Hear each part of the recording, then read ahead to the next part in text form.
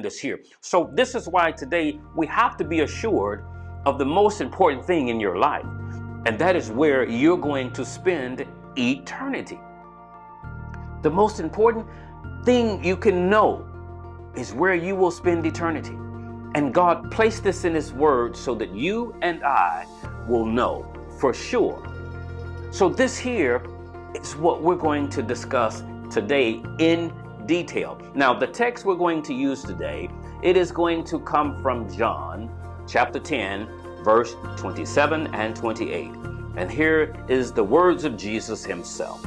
My sheep hear my voice, and I know them, and they follow me.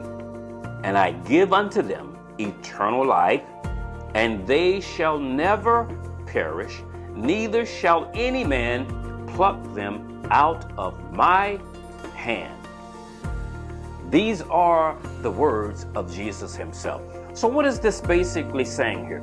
Jesus is basically guaranteeing His people, unequivocal protection from eternal damnation, and reassures them of salvation or eternal life. Now, the message for you and me today, the same message. Jesus is still guaranteeing you the same unequivocal protection from damnation and to reassure you of eternal life. It's the same message.